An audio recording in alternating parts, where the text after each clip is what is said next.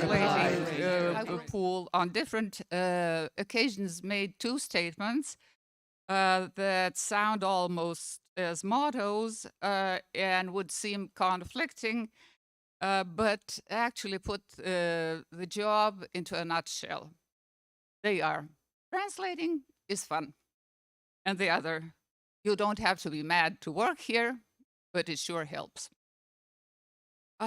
If you work in the media, you're always in the know of things and are part of the process, even though you're not in the limelight like an announcer or a host or a correspondent. You learn things while you translate. You learn things every day, something new, something about facts, something about the language, because you're not isolated. In order to be apt and to work correctly, you have to check on foreign sources, on original sources, to see how they word the things that the same topics that you do cover.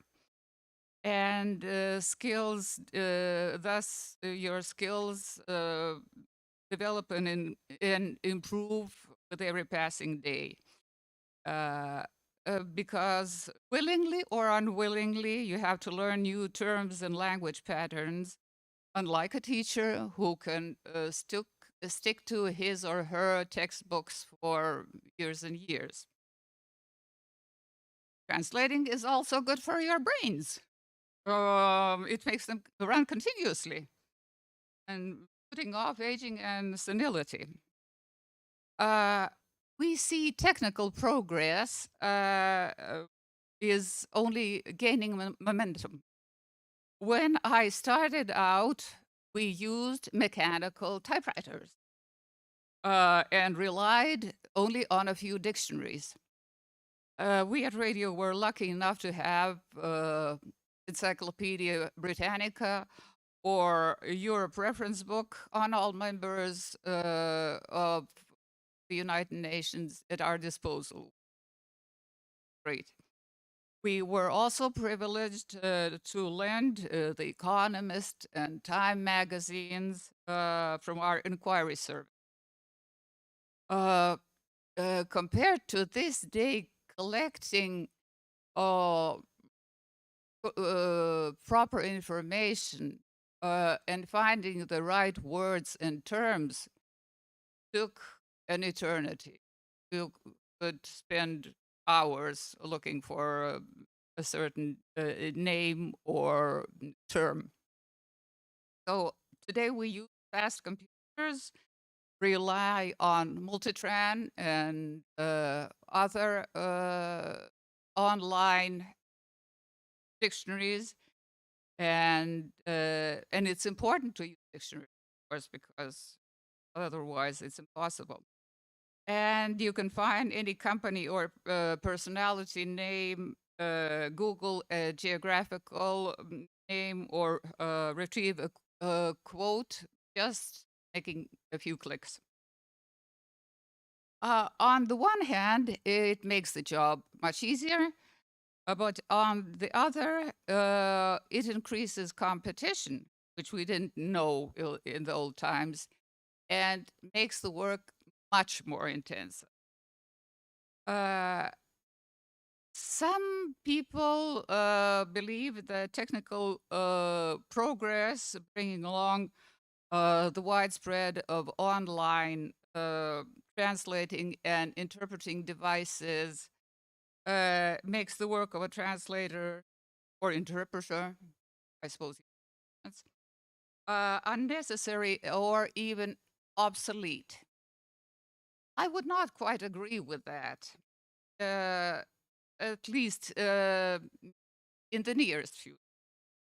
The devices are and will remain assistants meant primarily for easier tasks, for travels, for example, communications, the social media such as Facebook, Twitter. But translating will remain a thing for professionals tackling more complicated tasks and having a knowledge of the context and sense of language, the same as the increasingly uh, developing navigation equipment has not led to the disappearance of the job of a navigator on airplanes or sea ships. Uh, uh, we know what is meant by the most ancient profession. But I would, here I would also disagree because translating, or rather interpreting, was one of the first skills that people developed as in prehistoric times. Virtually every tribe had its own language. And in order to communicate and agree with other neighboring tribes on hunting or fishing waters or hunting grounds, on exchanging some things, this required a middleman, an interpreter, who could relate or explain these things. So this is a very, very ancient profession. By the way, do you know how they called interpreters in the Middle Ages in Russia? Толмачи. And in Moscow, in Zamotvarechye, we have at least 2 streets that are named after interpreters. Большой Толмачевский, Старый Толмачевский. It means that interpreters lived as a community there. And it's not accidental because the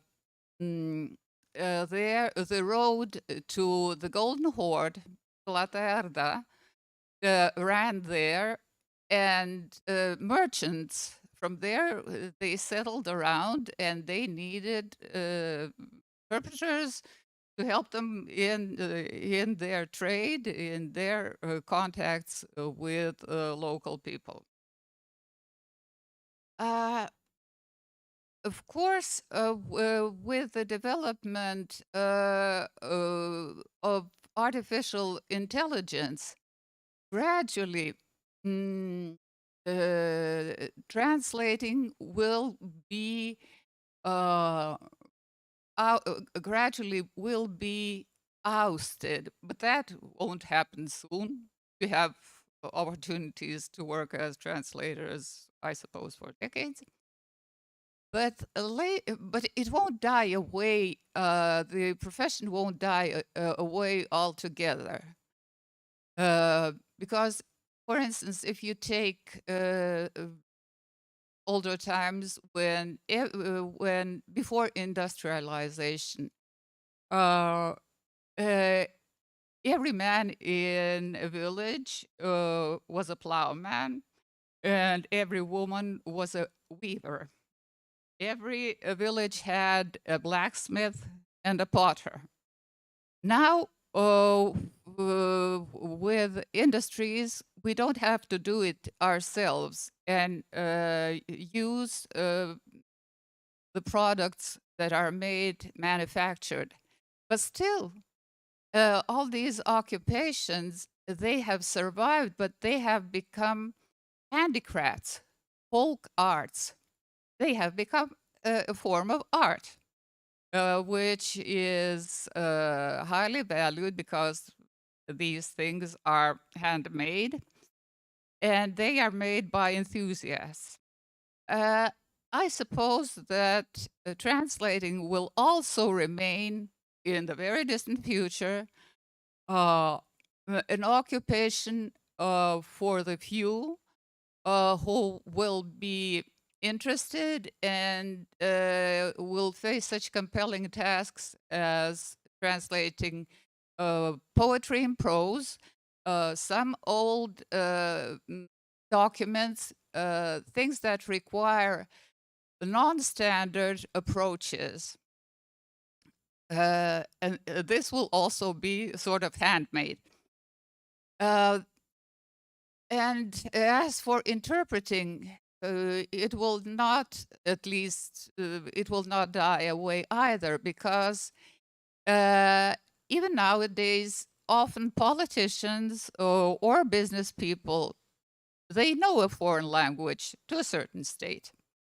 But when some important negotiations are being conducted, they always hire an interpreter, because the interpreter knows the nuances, the subtleties of both languages, knows the context, and besides, the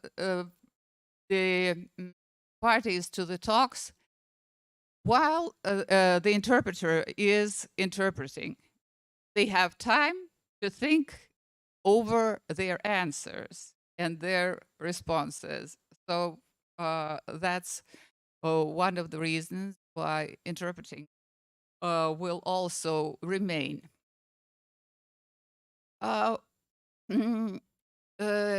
Also, it is translating and interpreting is a very responsible job, both in economy, in diplomacy, in politics. Even one word that is omitted, inserted, or misused can lead to big difficulties and conflicts.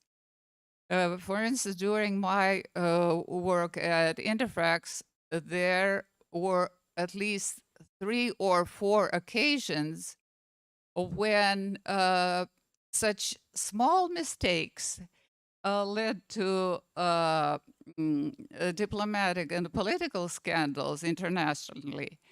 And in one case, led to the fall of the foreign exchange market. So this can be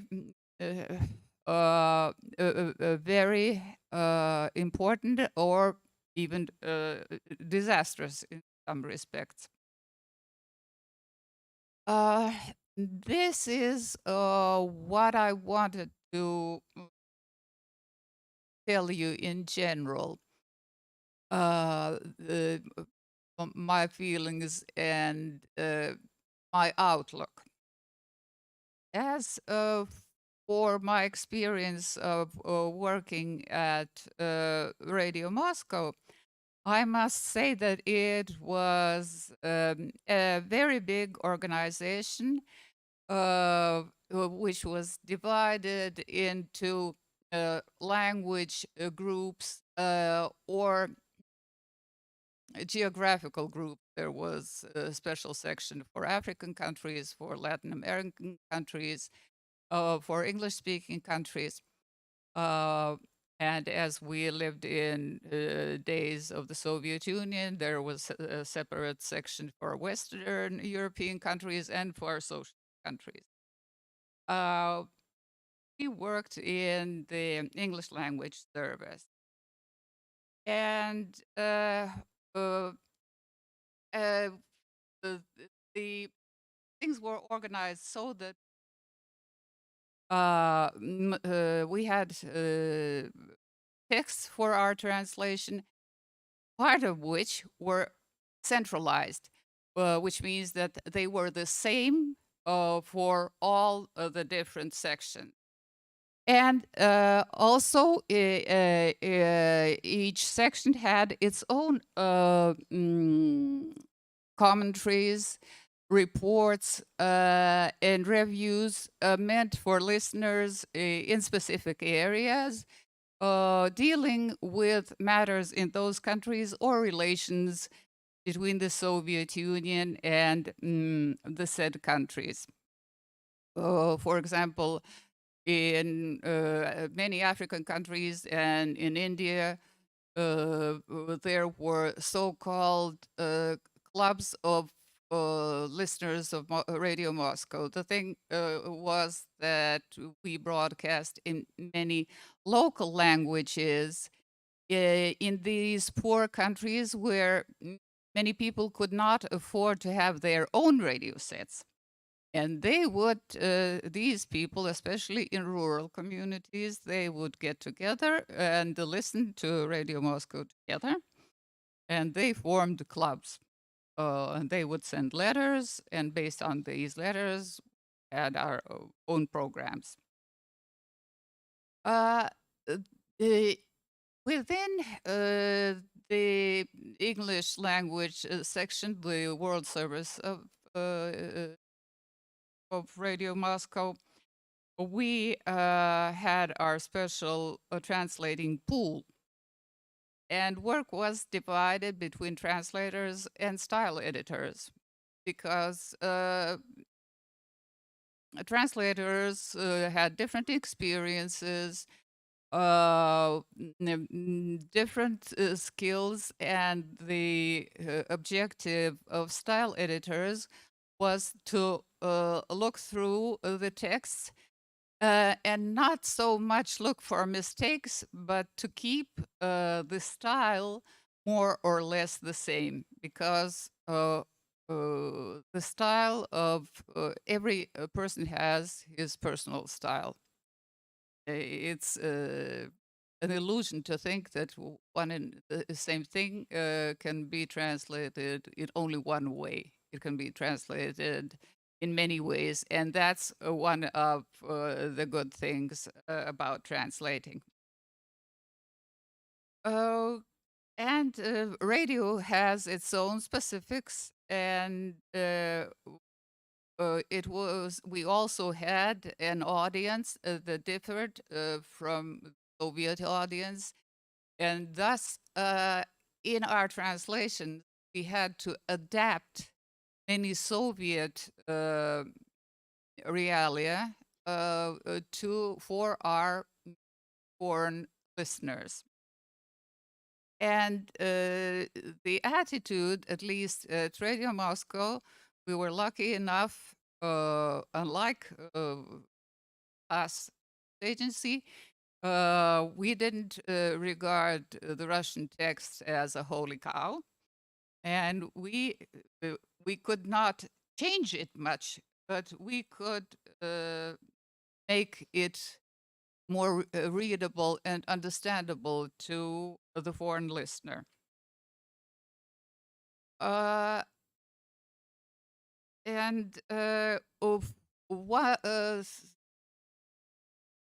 one of the specific features of translating for radio was that in the Russian text, many sentences tend to be very long. For the listener, it's impossible to grasp everything in a long sentence. And so sentences had to be divided to keep some meanings separate and some pieces of information separate. And also the sentence structure in Russian and English is different. For example, if you take such a sentence in Russian. На совещание в Женеве по вопросам разоружения 12 марта прибыла делегация России под руководством министра иностранных дел. In English, you change the word, the sentence structure, and have the subject, the minister, in the first place. And then we have the place and subject of the talks you have at the end of the sentence. And in order to bring the listener, with the idea was to place the place of a certain event in at the beginning, so that the listener could localize the development at once. And so you would start with in Moscow, in London, in Russia. Then also there is a difference in Russian and English, that Russian is a more verbal language, and there where Russian would use nouns or adjectives, English uses verbs. And there is always a longer row of synonyms in English than in Russian. For example, where in Russian you would have расти, in English you could have, in addition to grow, go up, soar, snowball, skyrocket, inch up, instead of having немножко вырасти, значительно вырасти. It's in English, it's all put into the verb. Then, of course, we had to change Sovietisms and make them more understandable for the foreign listener by changing the titles, because in Soviet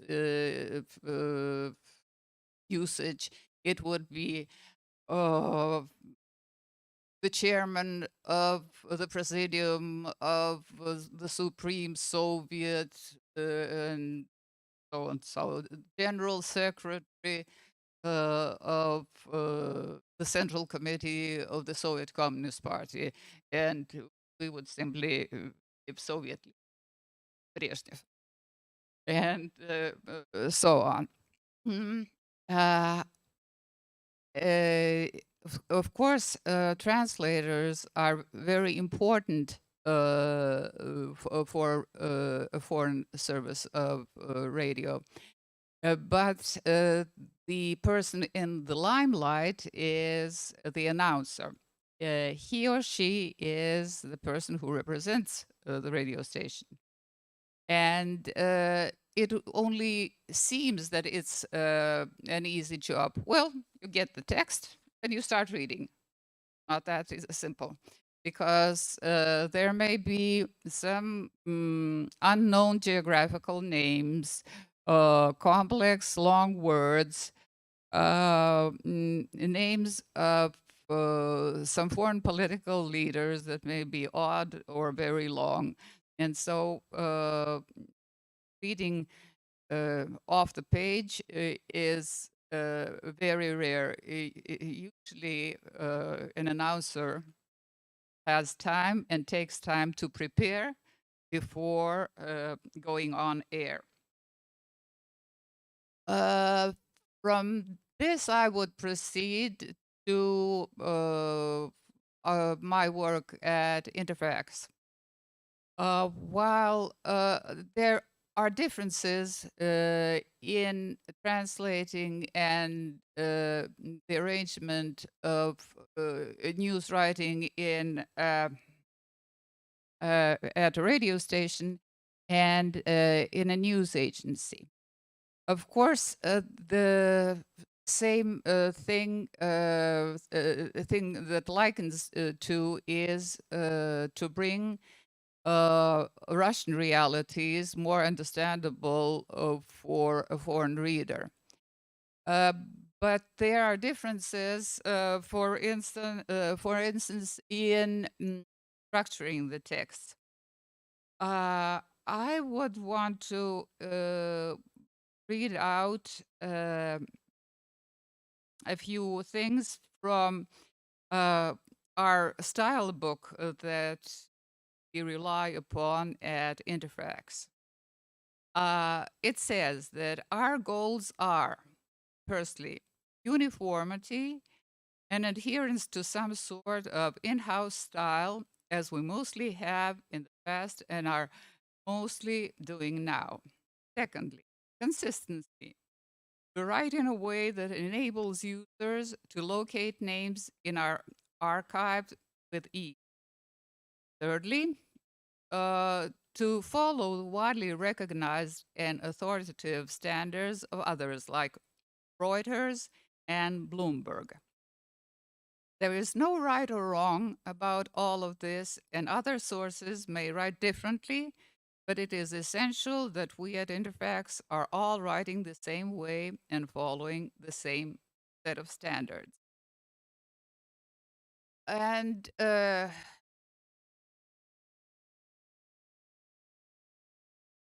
are certain patterns in which news is reported by our news agency. And they boil down to the structure of a news item. First, we have the slug line that consists of no more than 5 words that give a clue to what the news item is about. It always begins with the name of the country, and then we have the main developments, and it's always nouns. Then we have a headline, which must not be longer than 60 characters, and it is an expanded idea that was represented in the slug line. It has to be short, and there we don't use, for instance, we drop articles, we use short words, and usually we use the source of the news. And then comes the lead. That is how we call the first sentence of the news item, which is also the first paragraph of the news. It largely repeats what is said in the headline, but adds details to it. And after the lead, we have, and that's the Interfax standard, we have what is called a golden quote. Considering that the news we translate is meant for foreign readers, and we focus on the domestic scene in Russia and other former Soviet republics, the original quote is usually in Russian, and therefore we are quite free to translate it. But if it is some foreign source that we know it may be in English, we have to find it on the internet. And nowadays, the technologies help us do it quite fast. And we always mention the source of information. Usually this is done in the Russian text, and if it is not, then we have to add it. And if the story is based on information from an источник, then we name it as a source in the headline, and later in the lead as a financial source or a source with knowledge of the situation. We never assign a gender to the sources. It is never a he or she. And then also with the use of verbs of attribution. In Russian, it's poor style to write сказал, сказал, сказал, сказал. In English, it's the other way around. We try to be as neutral as possible. And that's why it's always said, said, said, and it's for the reader to decide what the attitude of the speaker is. So we don't have to interpret what he or she said. It's only given as a fact. Then compared to the Russian texts, whether at radio or at Interfacts or anywhere, compared to English language news writing, it's very wordy, very verbose. And in English, we weed away many things and leave only the main thing, the gist of the matter. And because Russian prefers to repeat many things or add unnecessary information that is clear from the text anyway. And then our specific feature is that unlike many English language publications, we don't put the title of a person after his or her name, but always in front of it. Well, that is more or less what I wanted to tell you today. And if you have any questions or remarks, you're welcome.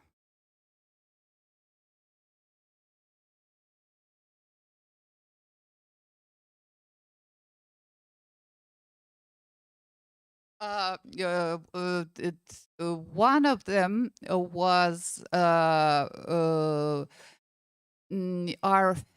translator was translate. She used to work at Interfacts. She is American, and she specialized in translating financial and economic news.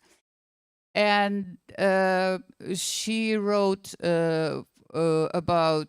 She translated a news item about the exchange rate of the ruble, and she wrote that it was falling.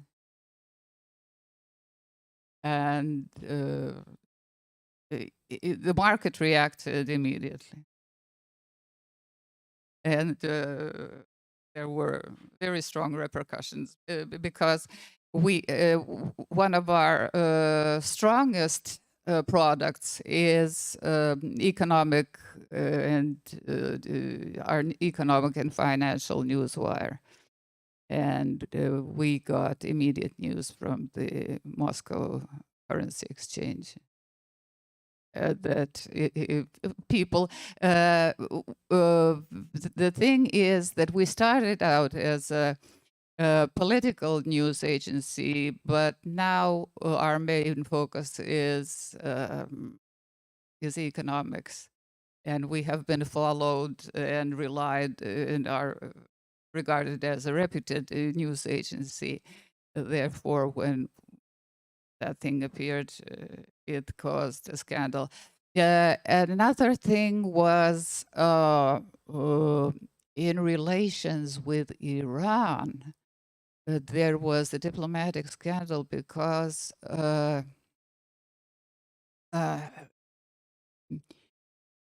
it was a question of an agreement to Iran, and we said that it would not be signed, and it was supposed to be.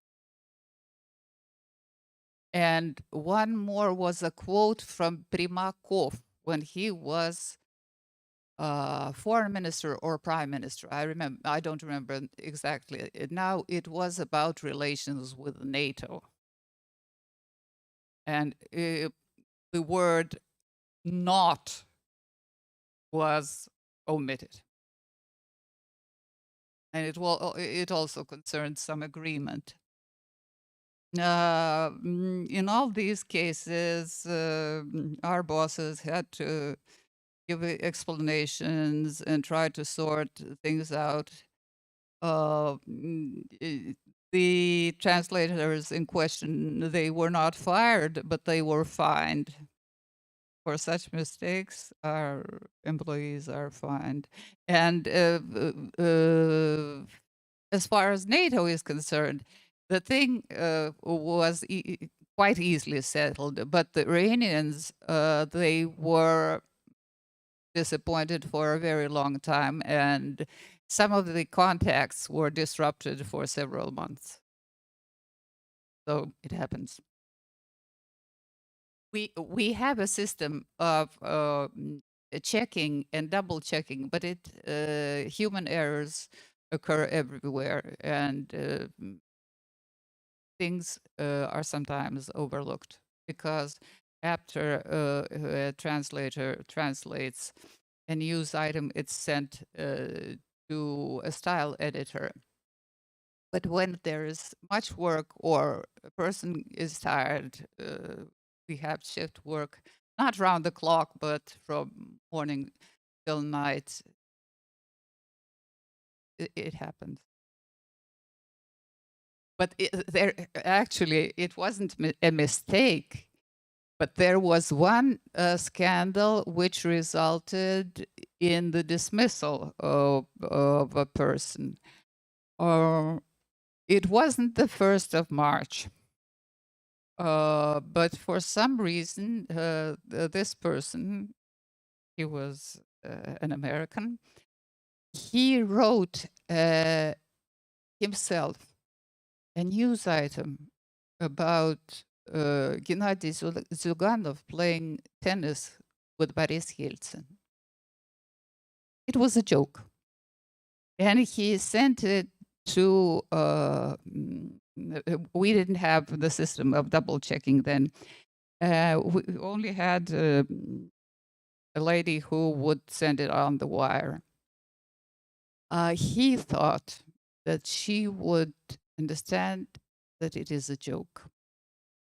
But her knowledge of the language is not of that sort that she would understand this subtlety. She saw that it's Zyuganov and Yeltsin, and she released a news item. And he was kicked out for making inappropriate jokes.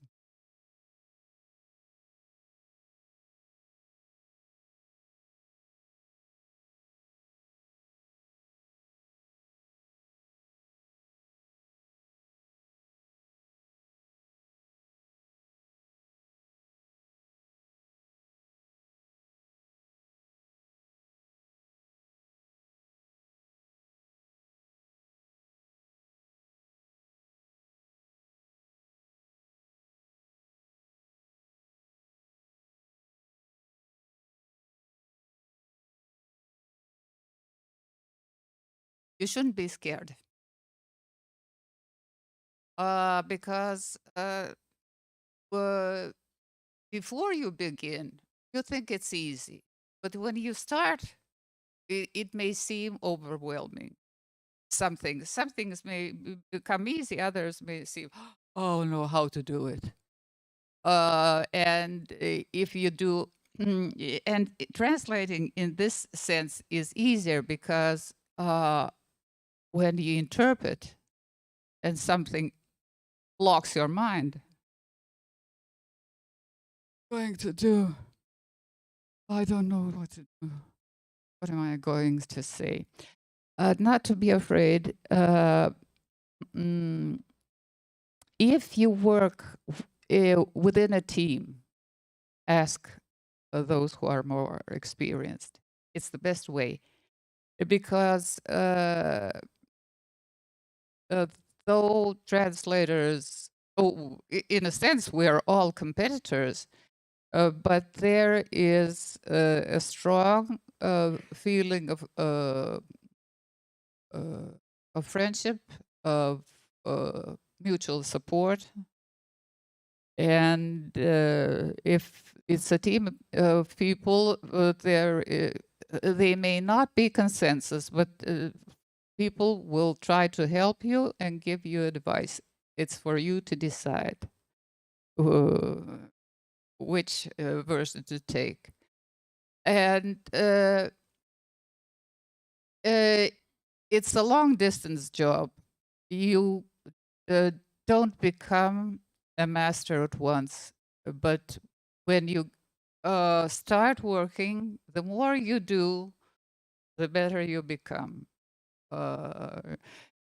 In sports, youth may be a benefit. In translating, the older you get, the better you are. Mm-hmm.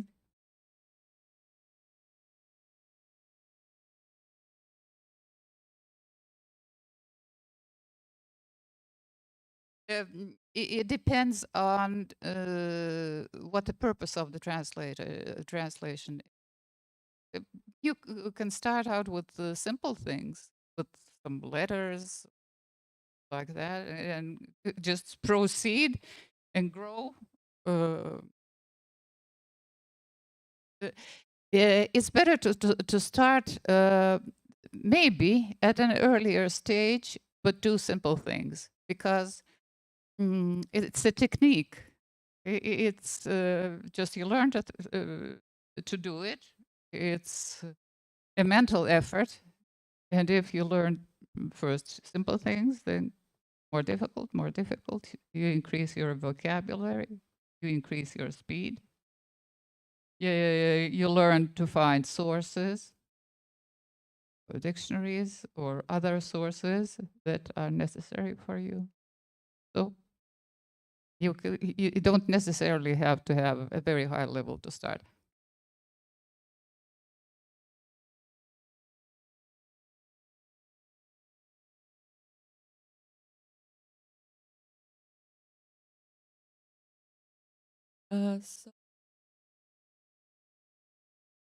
So really necessary literature talent in translating, or we just need to strictly translate words and there is no possibility like that depends on what you translate. Because if you're going to translate literature, then of course you need literary skills. A word-for-word translation is required possibly only in legal texts. Otherwise, word-for-word translation is not good. And that's what those technical devices do. So it's you have to be flexible.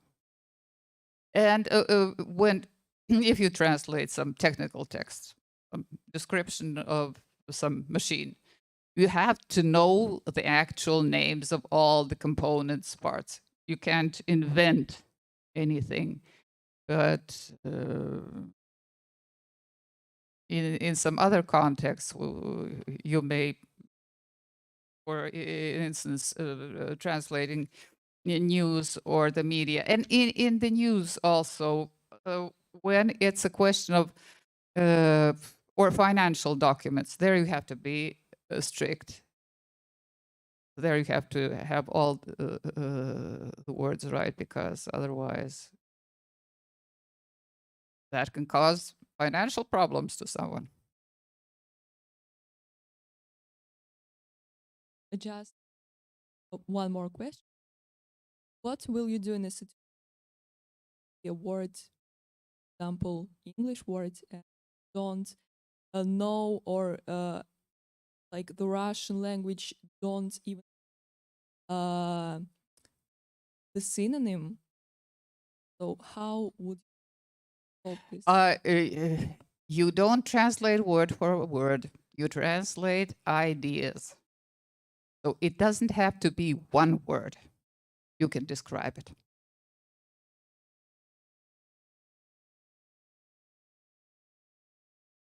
So tell us, please, what was the most horrifying, the most stressful case of interpreting that you ever had?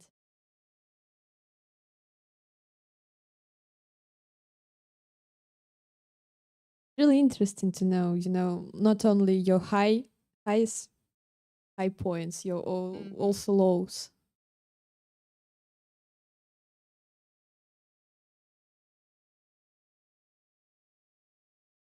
It was the most difficult point was it was years ago.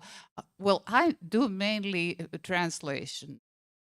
I have also been interpreting, but I almost never do simultaneous interpreting. And once I was at an international conference of theater people in Tashkent. That was somewhere in the 80s. And the simultaneous translator fell ill.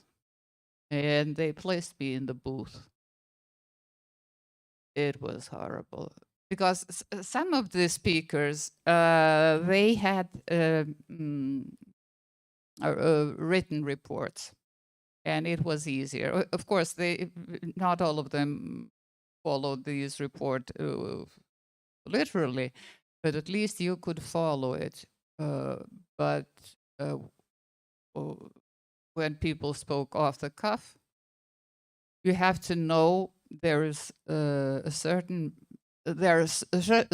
techniques, and you have to know them.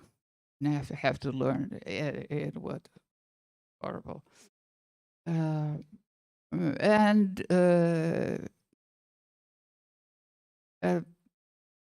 not a difficult thing, but a funny thing.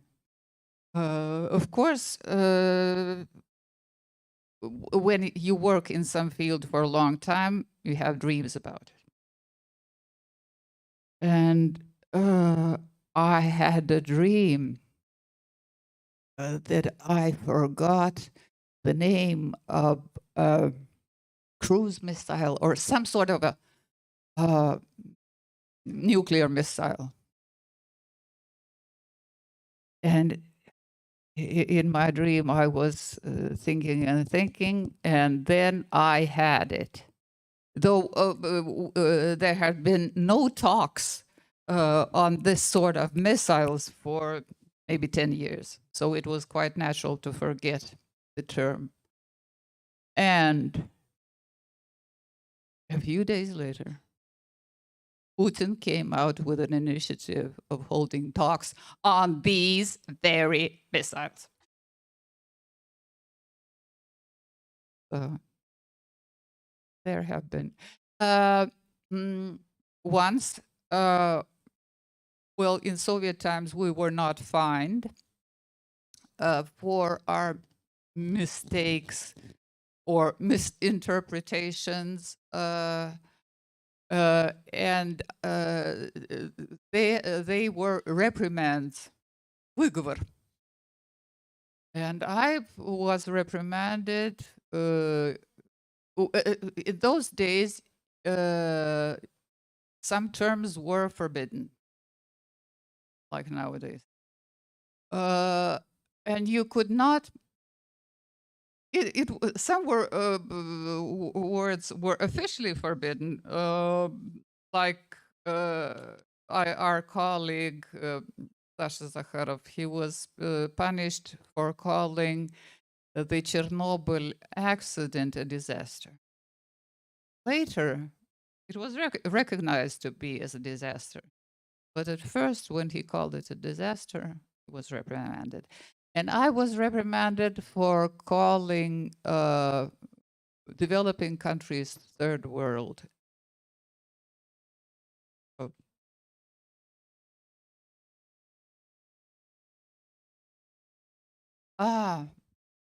Well, that wasn't a mistake.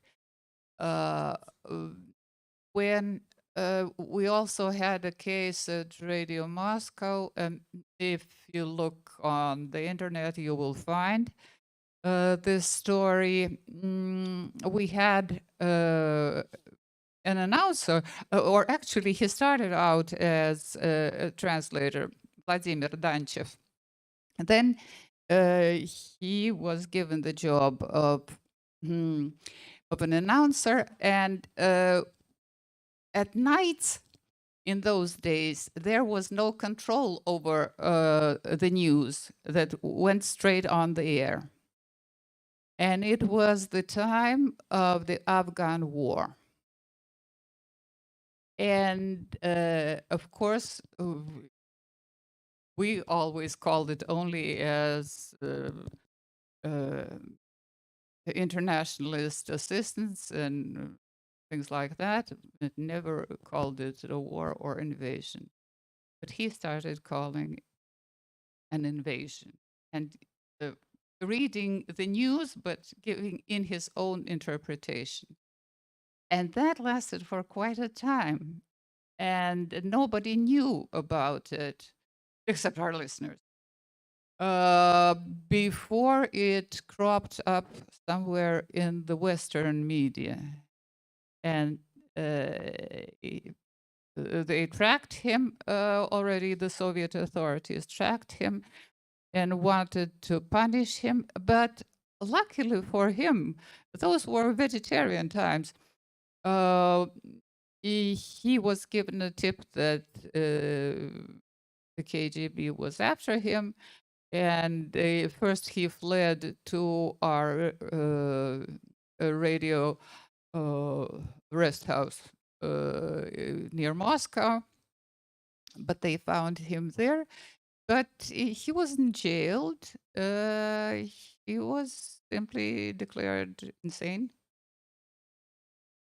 Spent some time in a mental institution, and he returned to radio, but not in the capacity of a translator or interpreter or announcer, but they found him a job in the archives.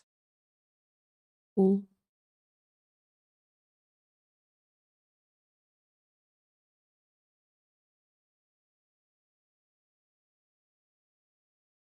Said that translators will always remain. What do you think which the most important skills for translators of future?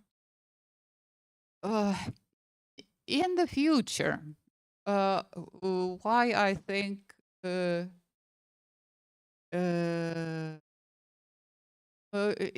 will be intuition, creativity. Because one of the things that machines lack, at least nowadays, is imagination and creativity. That's what will be required. And by the way, I think that while translating and interpreting will in the future become the domain of few people, teaching languages will continue, go as long as there will be teaching, because it's not because of practical matters. After all, we have in school drawing and music or sports, not because it is expected that many people will become artists or musicians or athletes, but because it develops your mind, creativity, or your body. And the knowledge, learning foreign languages is one of the ways of developing your mind, developing your intellect, your imagination, your intuition. So in the future, that will be. Thanks, and I have another question. What is your favorite part of this job and why? Learning new things. Thank you. Because you inevitably, at both at radio and at Interfacts, I've been mainly on the general political news wire, which means that we translate political news, economic news, military news, news of science, engineering, like space, cultural news, sports news, not very deeply on the surface, but still you have to learn always about, and you learn about some space rocket or some invention or something. And you don't have to read the newspapers or watch TV. You already know everything on the job. Yes.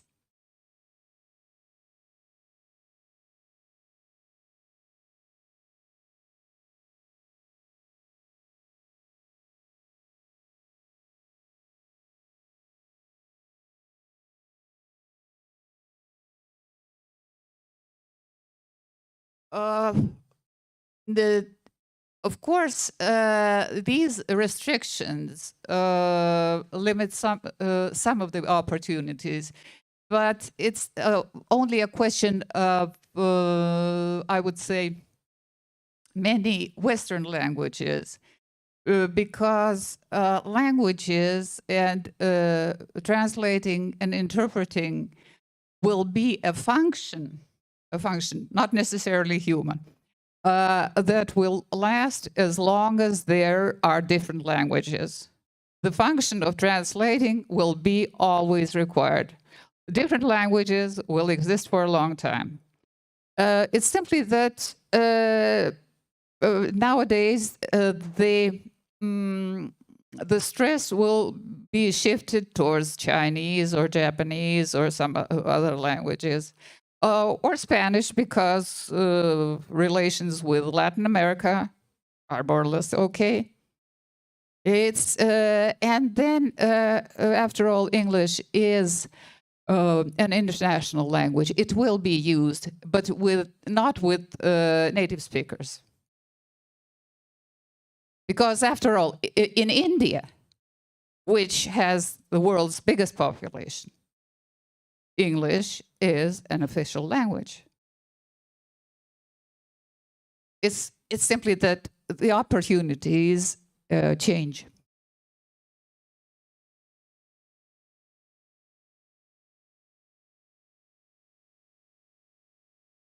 So I want to ask you, was there a moment when so overwhelmed with the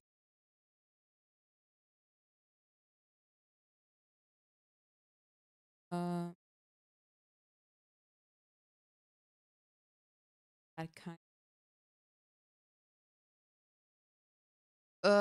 Not so much with the profession itself, but sometimes with the circumstances of in which I worked. That was one of the reasons why I left radio, because after the collapse of the Soviet Union, the state did not take much interest in foreign language broadcasting, and there were enormous staff reductions, and whole sections were closed down. Besides, we, the Foreign Service of Radio Moscow in general, had very many good professionals, media professionals, and many of them went to work, switched to TV. And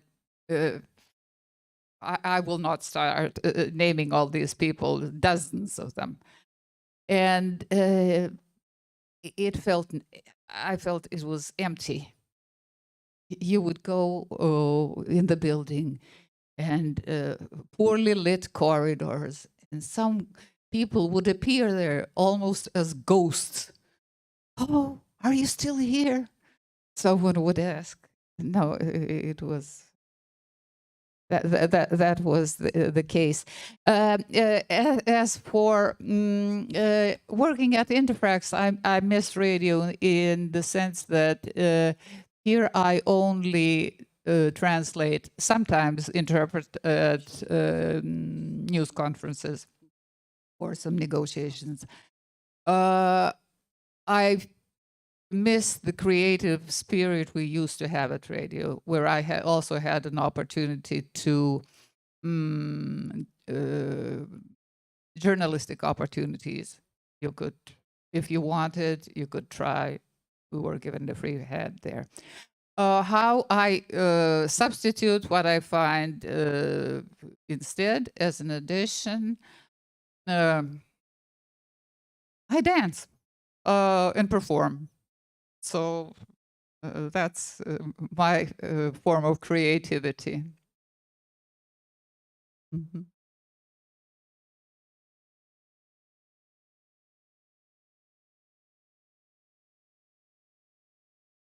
Повторить.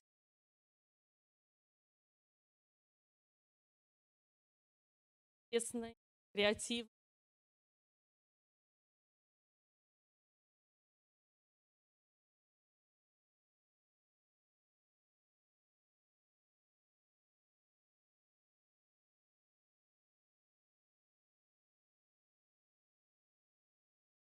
Богатой биографией. Алис. Давайте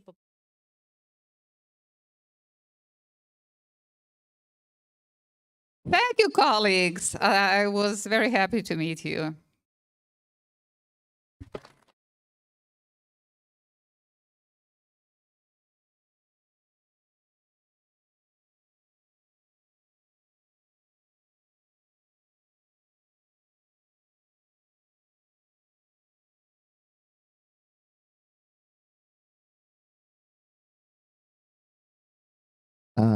Коллеги, которые с Еленой Игоревной Башиловой сейчас на занятии были, вот подойдите к нам, пожалуйста.